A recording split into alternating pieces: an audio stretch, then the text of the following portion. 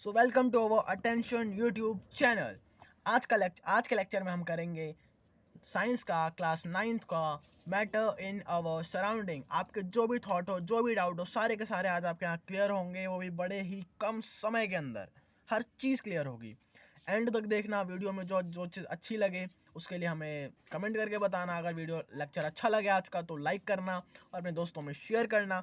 Share करके उससे ये भी कहना है कि हाँ भैया फॉलो भी आके वीडियो एक बार देख भी ले। चैनल को सब्सक्राइब करना हमारी फैमिली बढ़ाने के लिए, और हमें इंस्टाग्राम पे फॉलो करना। नील, ये स्पेस नहीं, ये लाइन है, याद रखना। अनंता, ये डॉट नहीं है एंड में। ठीक है, चलिए फिर शुरू करते हैं अपना लेक्चर आज का। हाँ जी, तो शुरू करते हैं क्लास 9th का chapter number 1, matter in our surrounding. सबसे पहली बात, जैसा ये चैप्टर का नाम है हमारा, मैटर इन अवर सराउंडिंग, अगल बगल। सराउंडिंग का मतलब होता है हमारे आसपास। मैटर क्या है, अब हमें ये जानना है कि हमारे आसपास मैटर क्या है। ठीक है, मैटर बेसिकली वो चीज़ है जिसके पास कोई मास हो, जिसका कोई स्पेस हो। जस्ट लाइक ये पेन, जस्ट लाइक मेरा फ़ोन, इसके पास भी अपना एक मास है, इसके पास एक अपना स्पेस है, तो ये एक मेरा मैटर कहलाएगा। और मैटर जो है हमारे पार्टिकल्स से बना होता है।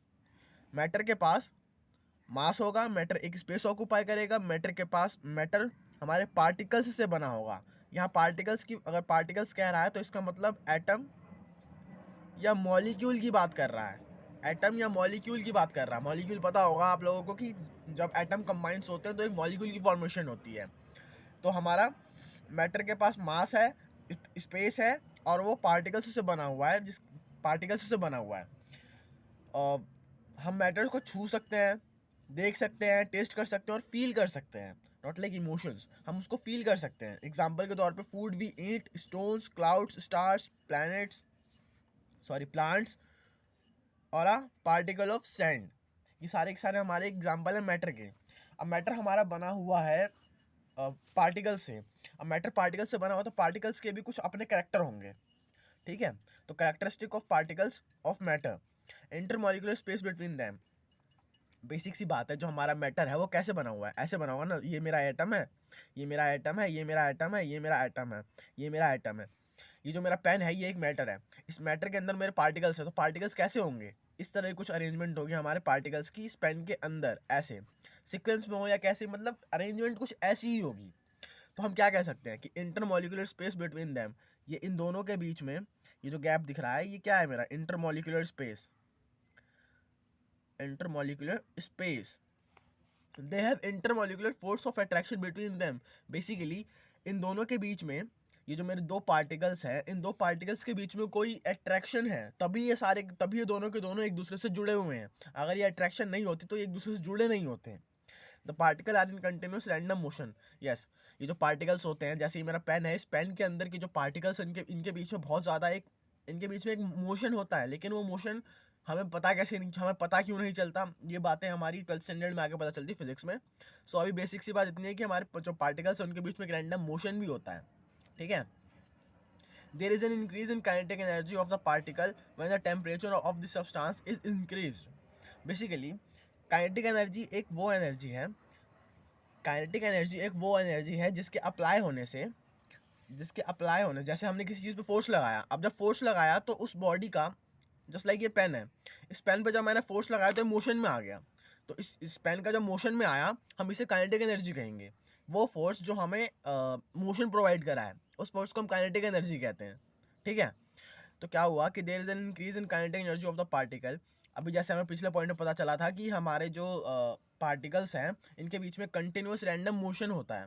अब ये कंटिन्यूस रैंडम मोशन पे इतना ध्यान नहीं देना, बस अब इसको समझो कि कंटिन्यूस रैंडम मोशन जो है ये हमें 12th स्टैंडर्ड में पढ़ाया जाता है, अभी 9th क्लास के हिसाब से चलना है।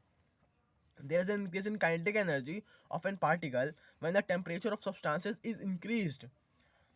जैसे लोहा होता है, लोहे को जब हम आग देते हैं तो फिर वो लाल लाल हो जाता है, और फिर उसके बाद देखते हो कि हम उस पर आसानी से चिमटा मार के उसको एक शेप दे सकते हैं। जस्ट लाइक ये वही उसी बात को बता रहा है कि अगर किसी पार्टिकल को हम हीट देते हैं तो उसकी काइनेटिक एनर्जी बढ़ जाती है, उसके पार्टिकल्स की काइनेटिक एनर्जी बढ़ जाती है। समझे? अब स्टेट्स ऑफ मैटर, मैटर के अपने स्टेट्स होते हैं, मतलब मैटर जो है 3 चीज़ों में बटा हुआ है। आपके चैप्टर में 5 चीज़ों में बटा हुआ है, एक प्लाज्मा और एक BSE में भी बटा हुआ है। वो दोनों लास्ट में दे रखा है चैप्टर में, तो उसको हम लास्ट में पढ़ेंगे। अभी सिर्फ सॉलिड, लिक्विड और गैस पे ध्यान देना है, ठीक है। सबसे पहले आता है हमारा सॉलिड। सॉलिड, ये मेरा पेन है, ये मेरा पेन क्या है, एक सॉलिड है, समझ रहे हो। और इसके अंदर जो मेरी इंक भरी हुई है उसको हम लिक्विड की तरह एज्यूम कर सकते हैं, समझे। तो सॉलिड जो होता है हमारा, उसका शेप और वॉल्यूम कैसा होगा, फिक्स्ड होता है। इस पेन का शेप और वॉल्यूम कैसा है, फिक्स है। अभी इसमें कोई चेंज थोड़ी हो सकता है। अब मैं इसको कहीं भी रख दूंगा, ये वैसा का वैसे ही रहेगा। Inter particle distance are smallest, समझो इधर, ये मेरे पार्टिकल्स है इसके अंदर के, पेन के अंदर के, तो इनके बीच में जो स्पेस होगा वो कम से कम है, तभी इस पेन का एक अपना एक सॉलिड सा शेप आया है। अगर इसके बीच के पार्टिकल्स का जो डिस्टेंस है वो ज़्यादा होता तो सॉलिड शेप का नहीं होता। तो इसके बीच का इंटरमॉलिक्यूलर डिस्टेंस पता चल गया, कम होना चाहिए। हमारा सॉलिड इनकम्प्रेसिबल होता है। कंप्रेसिबल का मतलब किसी चीज़ पे दबाव डाल के उसके शेप को चेंज करना। तो क्या हम इस पेन के ऊपर दबाव डाल के चेंज कर सकते हैं इसको? नॉर्मली तो नहीं कर सकते ना अपने हाथों से, तो ये इनकम्प्रेसिबल कहलाएगा। इसकी डेंसिटी हाई होती है, डू नॉट डिफ्यूज। ये वाला पॉइंट यार मैंने सब में लिख दिया है, सॉलिड लिक्विड गैस में भी जो जो इसके मतलब मुताबिक होता है, लेकिन इसको अभी इतना समझना इतना कोई मतलब कामदार नहीं है, तो उसको अभी छोड़ो, कामदार नहीं है तो अब इस पर ध्यान मत दो। Inter particular forces of attraction are strongest. Basic सी बात है, मेरे पार्टिकल्स के बीच में जो अट्रैक्शन है वो ज़्यादा है, जो मेरे पार्टिकल्स के बीच में अट्रैक्शन है वो ज़्यादा है, तभी मेरे पार्टिकल्स जो है एक दूसरे के साथ, एक दूसरे के बीच में गैप को स्मॉलेस्ट मेंटेन करके चल रहे हैं, तभी मेरा ये सॉलिड स्ट्रक्चर आया है इस पेन का, समझे। Constituent particles are very closely packed, ये भी मतलब 12th स्टैंडर्ड की बात है, ठीक है। लेकिन कंस्टिट्यूएंट पार्टिकल्स मतलब मेरे जो पार्टिकल्स हैं इनकी जो पैकिंग हो रखी है, अरे यार इतना देखो कि जब मेरे पार्टिकल्स हैं, जो मेरे पार्टिकल्स हैं इनके बीच में क्या है, इनके बीच में स्मॉलेस्ट डिस्टेंस है, इनके बीच का जो अट्रैक्शन ऑफ फोर्स है वो भी बहुत ज़्यादा है। तो इसके जो मेरे अलग अलग ऐसे पार्टिकल्स होंगे ना और भी बिछे हुए, इनकी जो पैकिंग होगी वो स्ट्रॉन्गर होगी, वो क्लोजली पैक्ड होगी। मतलब छोटी सी जगह में बहुत ज़्यादा पार्टिकल्स को ज़बरदस्ती ठूस ठास के बिठा रखा होगा, कुछ ऐसा समझ जाओ।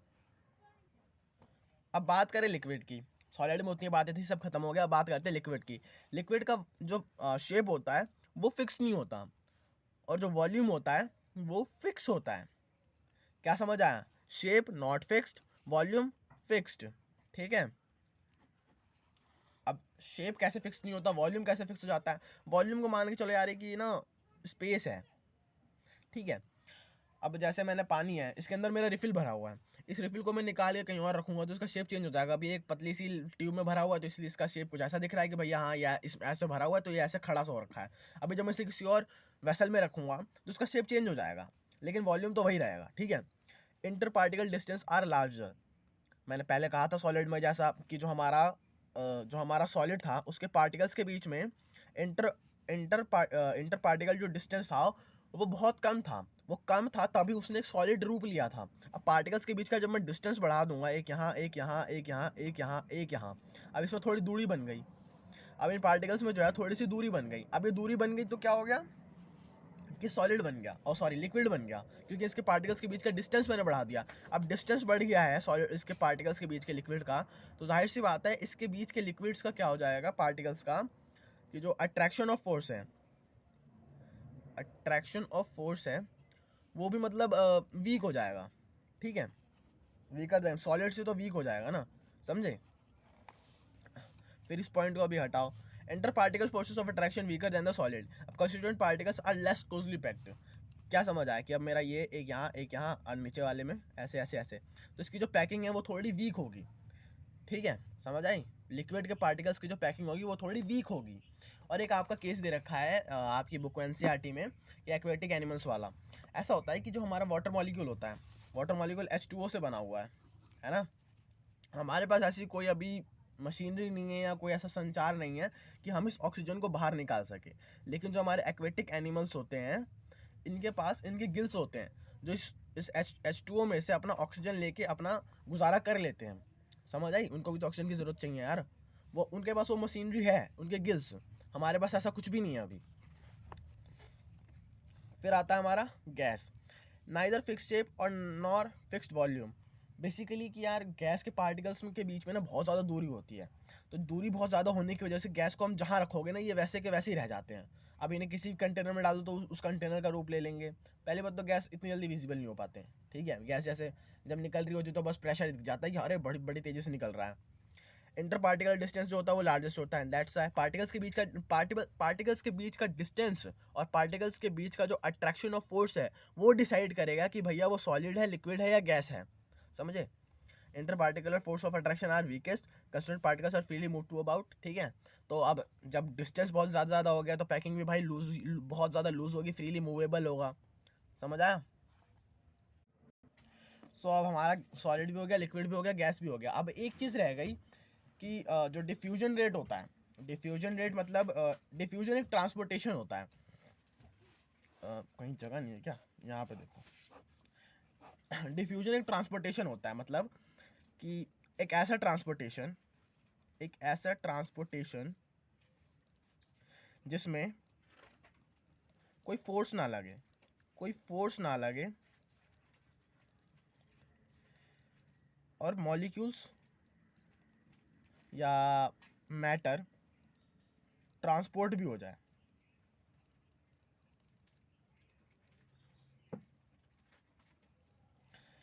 बेसिक सी बात है, देखो डिफ्यूजन हम हर जगह देखते हैं।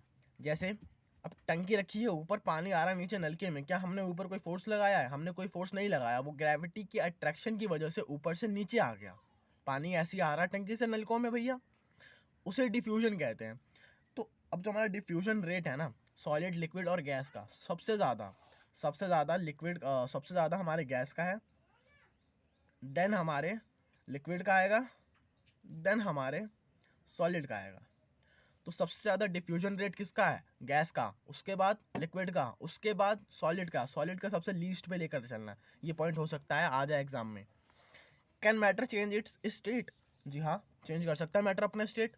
आइस है, आइस जो है हमारा पहले सॉलिड होता है, जब हम उसको हीट देंगे तो लिक्विड बन जाता है, और जब हम और ज़्यादा हीट देंगे तो वेपर ही बन जाता है भैया। समझ रहे हो ना कि हमारा आइस कैसे कैसे रूप बदलता है। बड़ा आराम है बेटा आइस। आजकल तो लोग भी ऐसी हैं। Effect of change in temperature on increasing the temperature of solid. जब सॉलिड को एज्यूम करके चलो कि यहाँ पे हम सॉलिड जो लिख रहे हैं ना अभी, वो हमारा एक आइस है, ठीक है। आइस भी तो सॉलिड ही है, बुरा थोड़ी कह रहा हूँ। वो हमारा आइस है। The kinetic energy of particles increase when overcome the force of attraction between the particles, thereby solid melts and convert to liquid. कहना क्या चाहता है कि जब मेरा आइस है, इसको मैंने हीट दी, हीट का ऐसे ट्रायंगल बना के दिखाया जाता है रिएक्शंस में, ठीक है। जब मैंने इसको हीट दी तो इस पार्टिकल्स के अंदर इसके अंदर जो पार्टिकल्स उनके बीच में ना थोड़ी खलबली सी मच गई। खलबली हर गली मतलब हर जगह खलबली सी मच जाती है। तो काइनेटिक एनर्जी जो है, मतलब जो मोशन है, पार्टिकल्स का जो मोशन है वो बढ़ जाएगा। मोशंस बढ़ने की वजह से ये अपने फॉर्म को खोने लगते हैं, ये अपने इस सॉलिड वाले फॉर्म को खोने लगते हैं, और धीरे धीरे करके ना ये लिक्विड बन जाते हैं। फिर ये फैले हुए से बन जाते हैं, रायता फैला हुआ होता है ना, वैसे फैला हुआ बन जाता है, सब कुछ फैला सा देते हैं। The temperature at which a solid melt to become a liquid at the atmospheric pressure is called its melting point। अब इस पॉइंट को बताने से पहले एक चीज़ नोटिस करो कि यहाँ पे ना एटमॉस्फेरिक प्रेशर दिया गया है।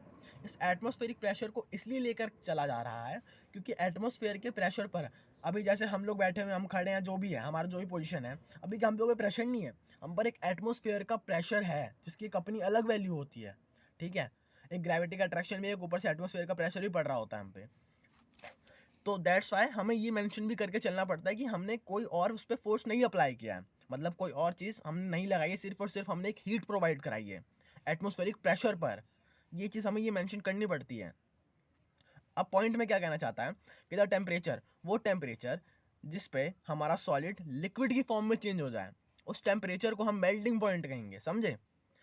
उस टेम्परेचर को हम मेल्टिंग पॉइंट कहेंगे जिस टेम्परेचर पर हमारा सॉलिड लिक्विड की फॉर्म में कन्वर्ट हो जाए, ओके। तो मेल्टिंग पॉइंट ऑफ आइस का कितना होता है? 273.16 केल्विन। अभी मैं बताऊंगा केल्विन से सेल्सियस और जो फेरेड होता है, इनके बीच में क्या कैसे कैसे इंटर कन्वर्सेशन होता है, थोड़ा वक्त दो, मतलब आगे चल के। The process of melting that is change of solid state into liquid state is also known as fusion. इसे हम फ्यूजन भी कहते हैं। ये जो प्रोसेस है मेल्टिंग क्या है कि सॉलिड से लिक्विड में किसी चीज़ को चेंज करना। तो सॉलिड स्टेट से लिक्विड स्टेट में जाने वाले प्रोसेस को हम फ्यूजन भी कहते हैं। समझे। अब एक छोटा सा सवाल है कि मान लो ये मेरा आइस है, मैंने इस आइस को टेम्परेचर प्रोवाइड कराया।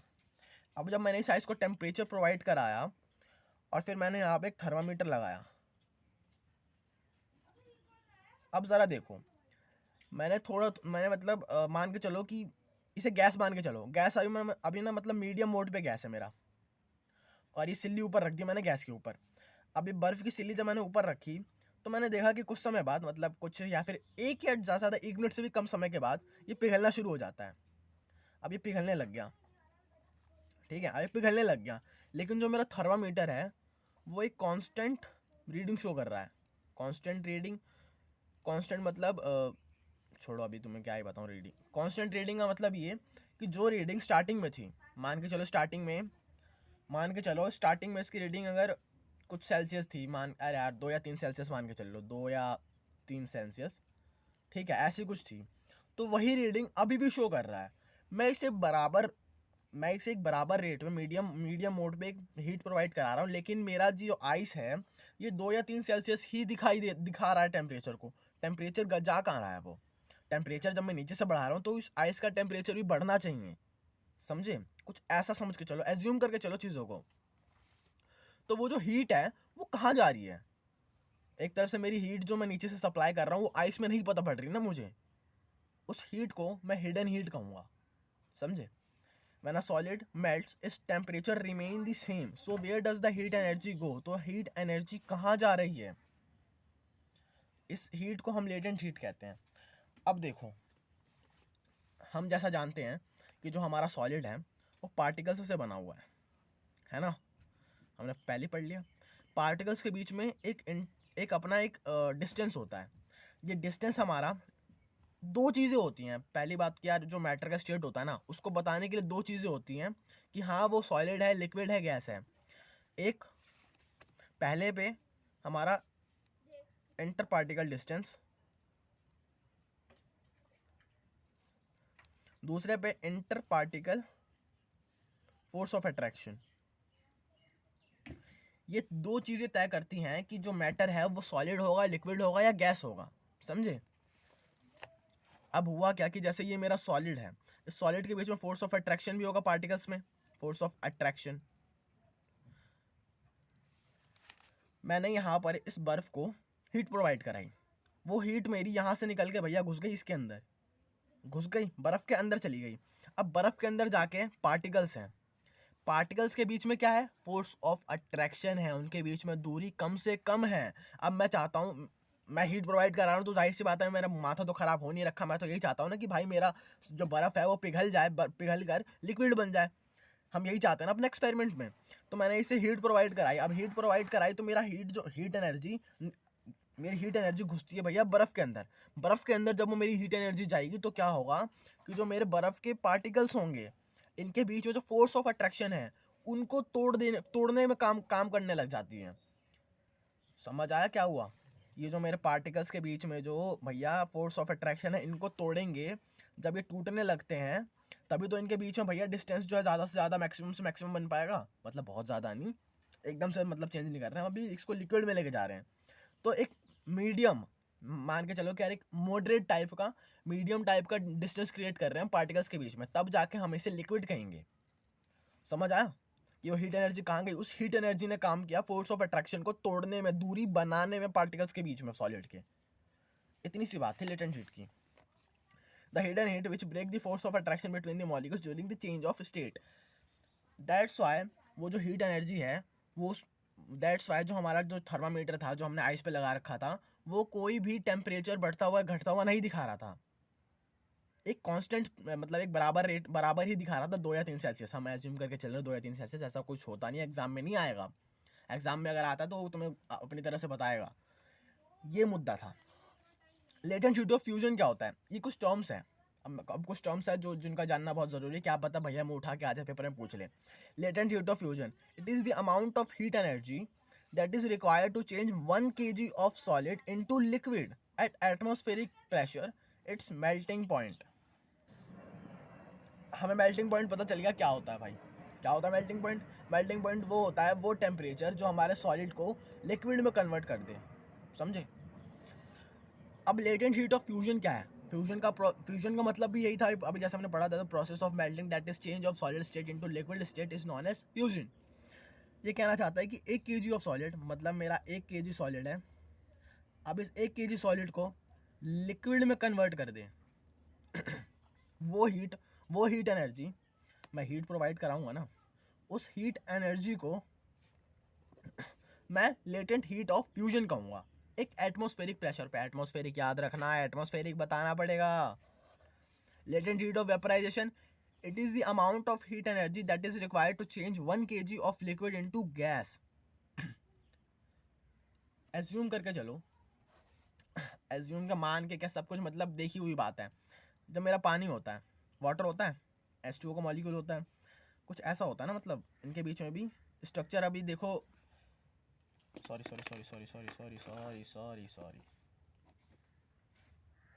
यहाँ पे ऑक्सीजन होता है, यहाँ पे हाइड्रोजन, यहाँ पे हाइड्रोजन, कुछ ऐसा स्ट्रक्चर होता है हमारे H2O के मॉलिक्यूल का। अब मेरे को पता चल गया कि हाँ भैया, इसके बीच में जो मेरे मॉलिक्यूल्स हैं वाटर के, इसके बीच में भी फोर्स ऑफ अट्रैक्शन है। इसे तोड़ूंगा, इसके बीच में जब मैं दूरी बनाऊंगा, तब जाके भाई ये बनेगा ना मेरा गैस बनेगा। दूरी बढ़ेगी तभी तो गैस के फॉर्म में आ पाएगा। तो 1 kg ऑफ लिक्विड, मतलब मैं तोल के लेकर आया हूँ अभी अपने तराजू पे ही, दुकान वाले से तोलवा के लेकर आ रहा हूँ मैं पानी भर के थैली में।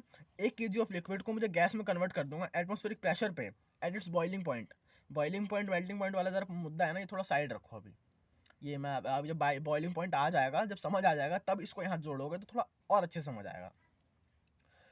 वो हीट की एनर्जी, उतना अमाउंट को मैं हीट, जितना अमाउंट में हीट प्रोवाइड कराऊंगा ना 1 kg लिक्विड को गैस में चेंज करने में, वो उस वाले को लेटेंट हीट ऑफ वेपराइजेशन कहूँगा। वेपराइजेशन का मतलब क्या होता है? वेपराइजेशन का मतलब तो पता ही होगा यार, भाप। समझ रहे हो ना, भाप में कन्वर्ट कर रहा हूँ, तो मैं लिक्विड को भाप में कन्वर्ट कर सकता हूँ अभी तो, समझे। वाटर वेपर, अब एक ये नोट है, water vapour at 373 kelvin have more energy than water at the same temperature. ये क्या कहना चाहता है कि 373 के का जो मेरा टेम्परेचर है, ये तो मेरा टेम्परेचर है ना, इस टेम्परेचर पे वाटर वेपर जो होगा, मेरा वाटर का जो वेपर होगा, water vapour at 373 K have more energy than water. समझो क्या कहना चाहता है। मेरा पानी है, पानी के पार्टिकल्स के बीच में और जो मेरा गैस है, गैस के बीच में थोड़ी ज़्यादा दूरी है। ऐसा है कि अब 373 के केल्विन पर मेरा इतना टेम्परेचर पे मेरा ये लिक्विड भी है और मेरा ये गैस भी है। ये मेरा लिक्विड है और वाटर है, और ये वाटर के मॉलिक्यूल्स हैं, सॉरी वाटर का वेपर है। तो इस कांस्टेंट टेम्परेचर पे 373 के केल्विन पे, 373 केल्विन पर मेरे लिक्विड का जो है, जो एनर्जी है, वो कम है एज़ कम्पेयर टू मेरे गैस वाटर के वेपर से। वो ऐसा क्यों है कि मेरा जो एनर्जी है एक कांस्टेंट टेम्परेचर पर लिक्विड का कम हो रहा है और वेपर का ज़्यादा हो रहा है? ऐसा क्यों हो रहा है? Because particles in stream have absorbed extra energy in the form of latent heat of vaporization. latent heat of vaporization की फॉर्म में मेरे जो पार्टिकल्स है वेपर के, वाटर वेपर के, वो एनर्जी को ज़्यादा एब्जॉर्ब कर लेते हैं, समझे। अब ऊपर वाला जब ये लेटेंट हीट ऑफ वेपराइजेशन समझ आ जाएगा तो नीचे का भी समझ आ जाएगा, पहले वो समझ। अब एक टर्म आती है sublimation, the transition of a substance directly from its solid phase to gaseous phase without changing into the liquid phase और vice versa is called sublimation. Means ये जो मेरा आइस था, आइस क्या था? पहले सॉलिड था। अब मैं इसको हीट दूंगा तो पहले क्या बन जाएगा भाई? पहले लिक्विड बन जाएगा। और जब मैं और हीट दूंगा तो क्या बन जाएगा? गैस बन जाएगा, है ना। सॉलिड, लिक्विड और गैस। अब अगर जैसे कुछ हमारी चीज़ें होती हैं, कुछ सॉलिड ऐसे होते हैं जिनको जब हम हीट देते हैं तो डायरेक्ट हमारे सॉलिड की फॉर्म से निकल के भैया सीधा यहाँ घुस जाएंगे गैस वाले डब्बे में, समझे। तो जो बिना लिक्विड के फेस को छोड़ के लिक्विड वाले स्टेट को टाप जाए, लिक्विड वाले स्टेट को, जो सॉलिड लिक्विड वाले स्टेट को टाप के सीधा गैस वाले स्टेट में पहुँच जाए, उसे हम सब्लिमेशन कहते हैं। इस प्रोसेस को हम सब्लिमेशन कहते हैं भैया, सब्लिमेशन, समझे। टाप के जाना है तड़ी पार। Boiling point. The boiling point of a liquid is defined as the temperature at which the vapor pressure of the liquid is equal to the atmospheric pressure. Atmospheric अभी जैसे मैंने बताया कि हमारे ऊपर भी एक एटमॉस्फेयर का प्रेशर है, समझे। जब एटमॉस्फेरिक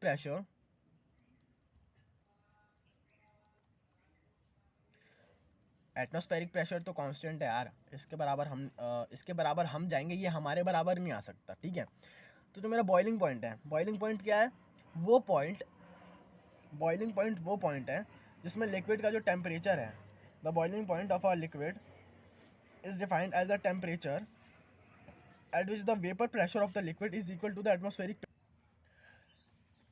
हम बॉइलिंग पॉइंट को कैसे निकाल सकते हैं कि जो मेरा टेम्परेचर है, मैंने टेम्परेचर प्रोवाइड कराया भाई लिक्विड को, तभी तो वो वेपर बनेगा, समझे। तभी तो मेरा लिक्विड जो है, तब जब मैं उसे टेम्परेचर प्रोवाइड कराऊंगा, जब मैं उसे हीट दूंगा, जब मैं उसका टेम्परेचर को बढ़ाऊंगा, तब जाके वो भैया वेपर बनेगा, समझ रहे हो ना। तो जब मेरा टेम्परेचर बढ़ा तो मेरा vapour pressure of the liquid is equal to का जो मेरा वेपर प्रेशर है, प्रेशर तो भैया हर जगह है, समझ रहे हो। अब मैंने जब मेरा जो वेपर है उसमें भी एक अपना प्रेशर है, जब वो प्रेशर इक्वल पहुंच जाएगा एटमॉस्फेरिक प्रेशर के, देन हम ये कह सकते हैं कि हाँ जी मेरा बॉइलिंग पॉइंट आ गया। ये मेरा बॉइलिंग पॉइंट है, जब मेरा वेपर प्रेशर एटमॉस्फेरिक प्रेशर के बराबर पहुंच जाएगा तो समझ जाना कि भैया मेरा बॉइलिंग पॉइंट आ गया है। ओके, अब आता है melting point. The melting point of a solid is defined as a temperature, ऐसा टेम्परेचर जिस पर हमारा सॉलिड मेल्ट होकर लिक्विड की फॉर्म में आ जाए एट द एटमॉस्फेरिक प्रेशर, उसको हम कहेंगे मेल्टिंग पॉइंट, समझे। Effect of change of pressure, gas to liquid, gases can be liquefied by applying pressure and reducing the temperature। Okay, कहना क्या चाहता है कि gas can be liquefied by applying a pressure.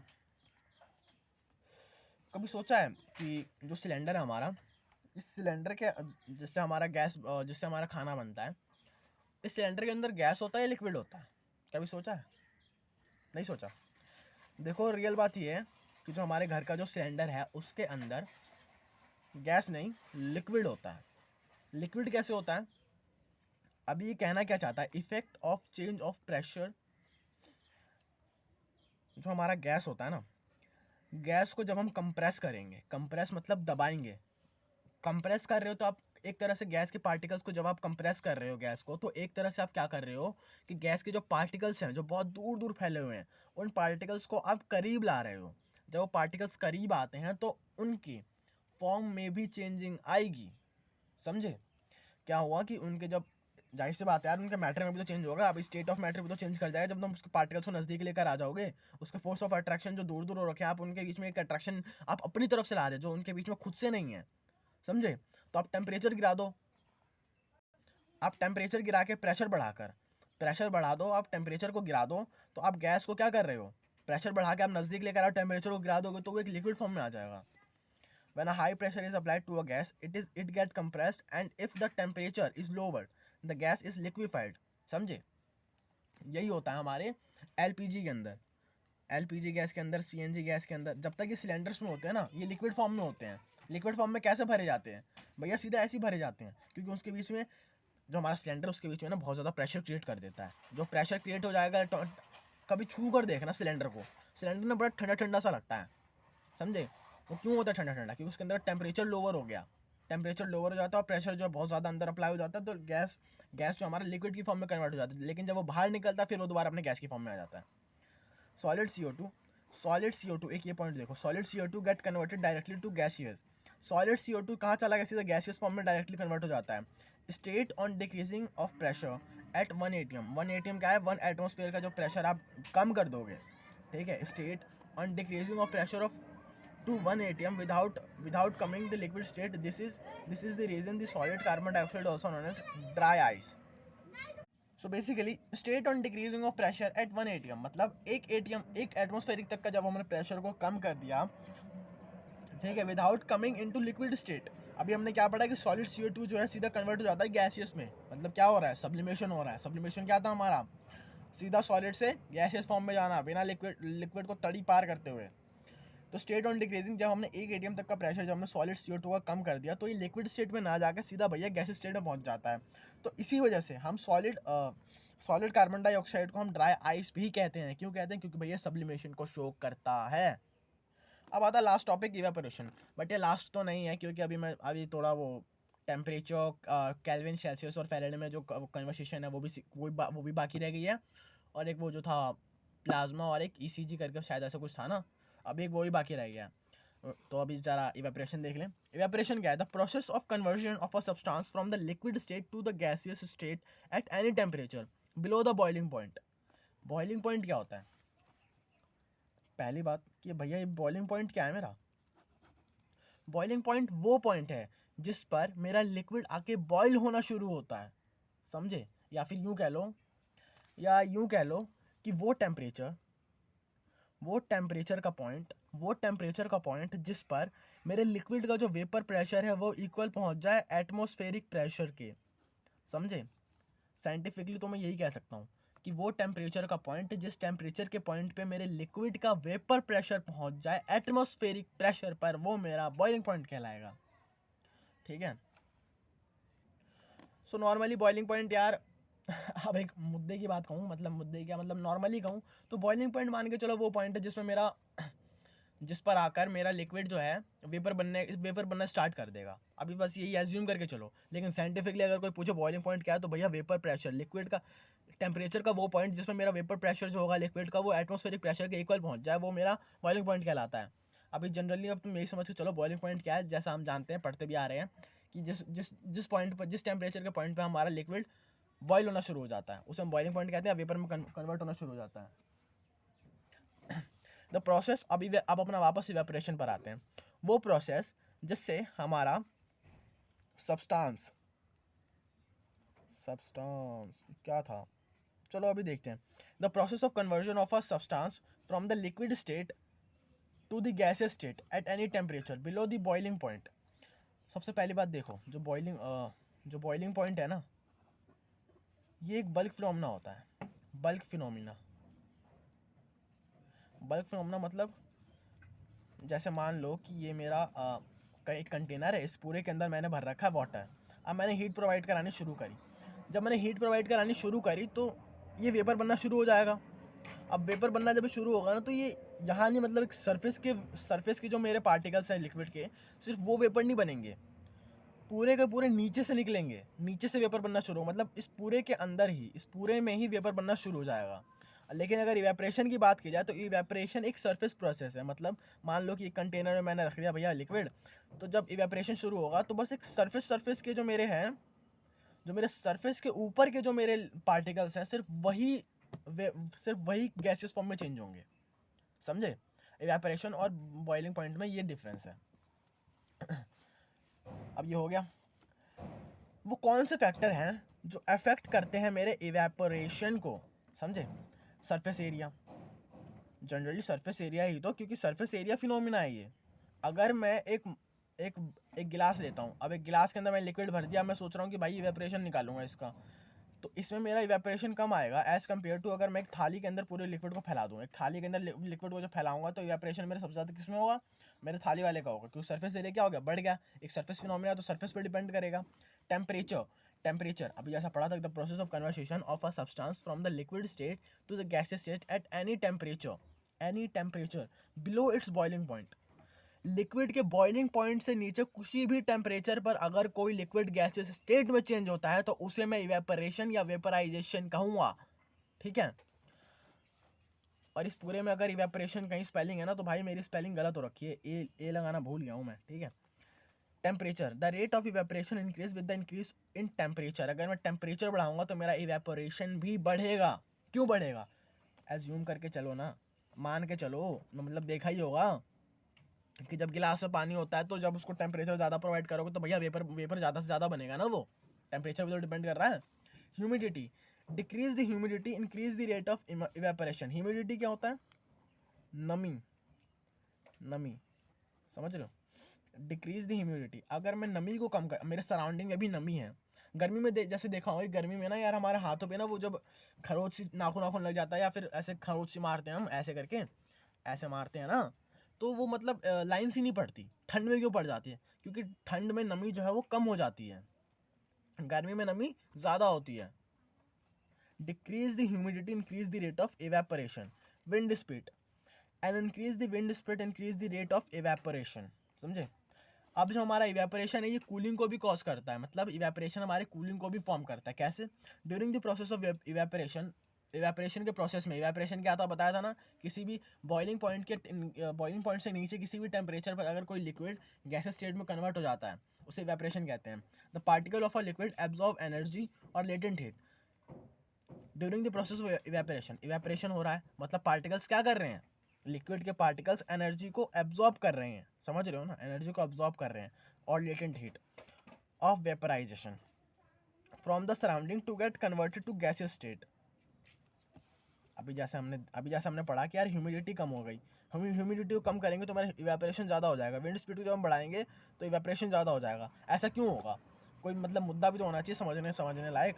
ऐसा है कि जब मान लो कि मेरा एक प्लेट है, प्लेट ऐसा तो होता नहीं, गोल होता है, अब मैंने इसमें लिक्विड डाल दिया, अब मैं इसे कुछ भी नहीं कर रहा, लेकिन इवेपोरेशन शो करेगा। कैसे करेगा? नमी है अगल बगल की, नमी थोड़ी कम कर दी मैंने, ठीक है, सराउंडिंग की, अगल बगल की। अब विंड स्पीड मैंने तेज़ कर दी, टेम्परेचर जो है मतलब तापमान मेरे जो सूरज से निकल रहा है, जो गर्मी आ रही है वो थोड़ी तेज़ हो गई, तो इवेपोरेशन को तभी, एक जनरल सी बात बताऊं, जैसे सड़क पर जाते हैं तो जब हम दूर से देखते हो तो ऐसा लगता है नहीं कि यार वहाँ पे मतलब सड़क पे पानी से गिरा हुआ है, वो इवेपोरेशन का इफेक्ट होता है, समझे? तो क्या हुआ कि अगल बगल से एनर्जी को एब्जॉर्ब कर रहा है और अपने पार्टिकल्स को ब्रेक डाउन करने के लिए उस एनर्जी को यूज़ कर लेता है, तो लेटेंट हीट हमें दिखाई तो दे नहीं रही, ठीक है, वो सराउंडिंग्स उसने ले लिया अब अपने आप को कन्वर्ट करने के लिए। अब उस एनर्जी को जब वो पार्टिकल्स के बीच का जब वो एनर्जी को तोड़ देगा, जो अट्रैक्शन है उसको तोड़ देगा, अगल बगल से जो उसने एनर्जी ली है, तब जाके तो पार्टिकल्स के बीच में दूरी बनेगी, तभी तो जाके गैसेस फॉर्म में कन्वर्ट होगा। This absorption of energy from the surrounding make the surrounding cold. तो अगल बगल से जहाँ से उसने, अरे यार एक सिंपल फॉर्म में समझाता हूँ, एग्जाम्पल के तौर पे, the sweating in our body, हमारी बॉडी है, पसीना आ रहा है, पसीना आया, keep the body temperature constant by taking away the extra heat from the body as the latent heat of vaporisation. ये मान लो कि हमारी ये स्किन है, ठीक है, अब इस स्किन के ऊपर मान लो ये जो मेरे दिखा रहे हैं गोले गोले से, ये मेरा स्वेट है, पसीना है, ये मेरी बॉडी है, बॉडी के अंदर अपनी एक हीट है, बॉडी के अंदर भाई गर्मी तो होती है सबके।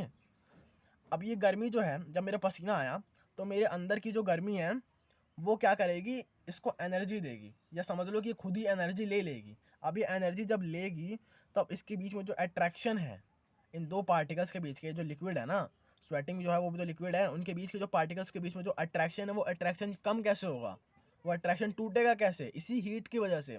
ये हीट मिला, फिर ये ब्रेक डाउन हुआ, लेटेंट हीट कह सकता हूँ क्योंकि दिखाई तो दे नहीं रहा हमें।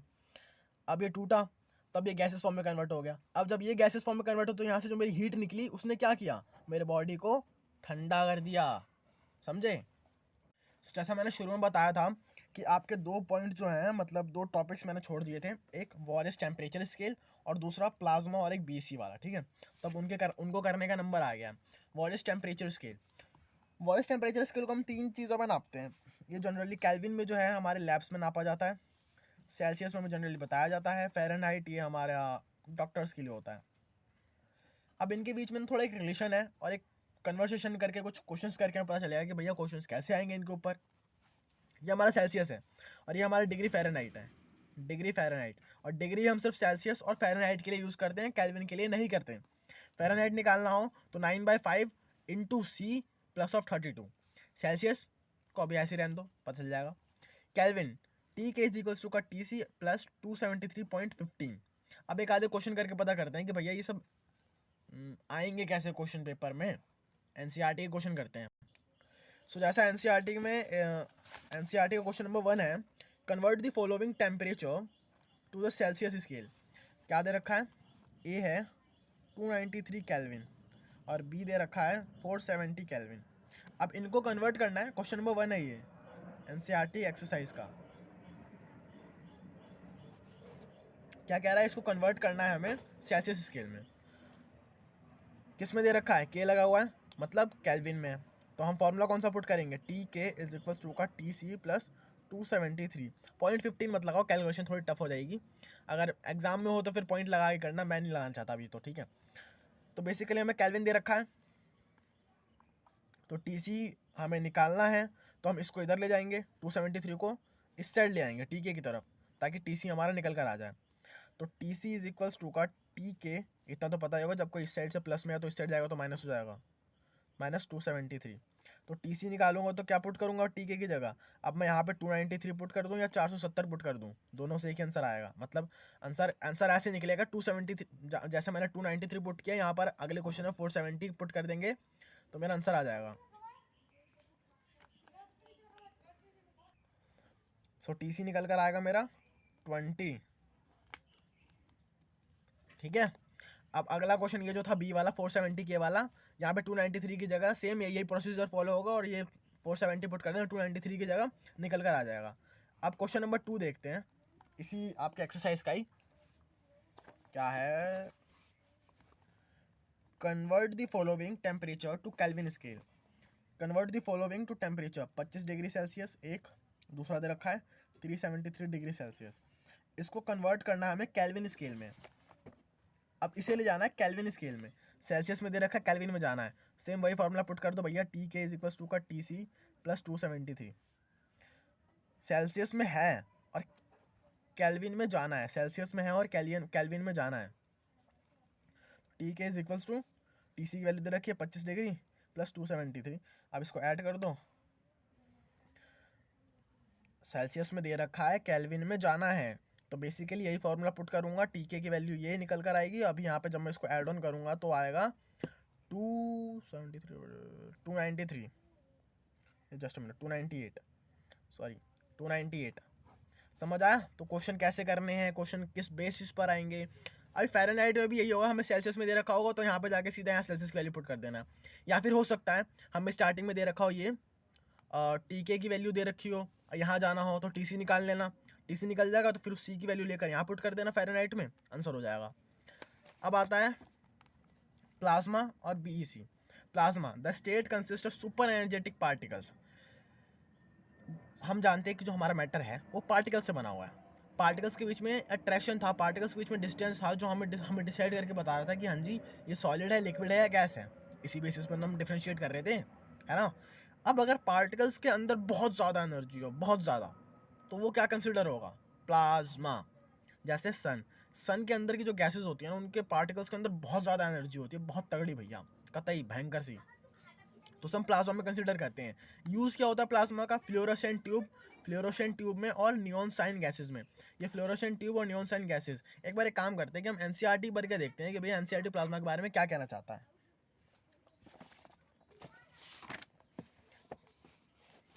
जैसा दिख रहा होगा, plasma, the state consist of super energetic and super excited particles. Super energetic या फिर सुपर एक्साइटेड, एक्साइटेड का मतलब है कि उनके अंदर बहुत ज़्यादा उत्सुकता सी बनी हुई है, भैया फोड़ नहीं किसी को। This particles are in the form of ionised gas. Ionised gas का मतलब होता है कि कुछ ऐसे गैस जिनको ना मतलब इतनी एनर्जी मिल गई है कि भैया एटम के अंदर इलेक्ट्रॉन और प्रोटॉन होते हैं। एटम जो है इलेक्ट्रॉन, प्रोटॉन और न्यूट्रॉन से बना होता है। आयोनाइज्ड का मतलब है कि उस गैस के जो इलेक्ट्रॉन्स है वो फ्रीली एग्जिस्ट कर सकते हैं, मतलब वहाँ से निकल के अलग अपना एक फ्रीली एग्जिस्ट करने की सोच रहे हैं, मतलब एटम से बाहर निकलने की सोच रहे हैं, इतना गैस मिल गया है। The fluorescent tube and neon sign bulb consist of plasma. Inside a neon sign bulb के अंदर there is a neon gas. Neon sign bulb के अंदर नियॉन गैस है, गैस भरी हुई है। ठीक है, अभी इसने कहा कि प्लाज्मा कंसिस्ट करता है, प्लाज्मा कंसिस्ट करता है, इसका मतलब कि भैया सुपर एनर्जेटिक गैस होगी। अब inside a neon sign bulb there is a neon gas है अंदर। And inside a fluorescent when electricity, sorry, हाँ, inside a fluorescent tube there is a helium gas और सम अदर गैस। फ्लोरोसेंट के अंदर कौन सी गैस है? Helium gas या कोई और गैस भर रखी है, लेकिन नियॉन साइन बल्ब के अंदर नियॉन गैस है। The gas get ionised, gas क्या हो गया? आयोनाइज्ड हो गया। That is get charge inside the tube, कहाँ चला जा रहा हूँ मैं? That is gets charge when electrical energy flow through it. This charging up creates a plasma glowing inside the tube or bulb. हुआ क्या यार इसके अंदर कि वही फिर मतलब आयोनाइज्ड गैस हो गई, आयोनाइज्ड गैस हो गई तो इसका मतलब क्या हो गया कि आयोनाइज होने से इलेक्ट्रॉन्स जो थे उसके वो भैया फ्रीली मूवेबल हो गए। जो इलेक्ट्रॉन्स थे वो बाहर निकल गए, वो एकदम मतलब कहते छूट सी मिल गई उनको। अब जब वो इलेक्ट्रॉन्स हैं, जब उन पर जब लाइट पड़ती है तो क्या होगा, जब इलेक्ट्रिसिटी लगती है तो वो चमकने लग जाते हैं, ये बताना चाहता है। अब बीसी के बारे में बताते हैं। बीसी की डिस्कवरी भैया बोस आइंस्टाइन, बीसी की फुल फॉर्म क्या है? Bose Einstein condensate, Bose Einstein condensate. ये जो बोस है ना, ये एसन बोस है, हमारे इंडियन एक प्राउड मोमेंट है भैया, समझ गए। The BC is found by cooling a gas of extremely low density. BC कैसे फॉर्म होगी, किसी गैस को कूल कर दो बड़े ही मतलब लो डेंसिटी पे। लो डेंसिटी का मतलब डेंसिटी के जैसे हम जानते हैं ना, D इज इक्वल टू का मास अपॉन वॉल्यूम। वॉल्यूम मतलब स्पेस, ठीक है, ये कंसिडर करो। अरे दिख नहीं रहा क्या, वॉल्यूम मतलब स्पेस, ये कंसिडर करके चलो। मान लो कि एक रूम है, इसके अंदर मैंने गैस डाली, उस गैस को ना मतलब एक नॉर्मल गैस के, एक नॉर्मल गैस जो होता है, एक नॉर्मल एयर होती है, नॉर्मल एयर या गैस समझ लो, उसके कंपैरिजन में उसकी डेंसिटी बहुत कम कर दी। मतलब दो कमरे हैं, डेंसिटी समझा रहा हूँ सही से, जो इस BC में समझाना चाहता है। दो कमरे हैं, दोनों दोनों का जो स्पेस है वो बराबर है, तो मेरा वॉल्यूम क्या रख लो, D इज इक्वल टू का M/V है। वॉल्यूम मैंने रख लिया इक्वल। अब मैं चाहता हूँ कि मास, इसके अंदर मैंने भर दिया मतलब गैस बहुत कम, बहुत कम गैस भर दिया है, बहुत कम, मतलब गिन के चुन के चलो कि 5 से 6 पार्टिकल है गैस के, और इसके अंदर मैंने भर दिया ठूस ठूस के। तो डेंसिटी किसकी ज़्यादा हुई भैया, डेंसिटी ज़्यादा हुई इस वाले की।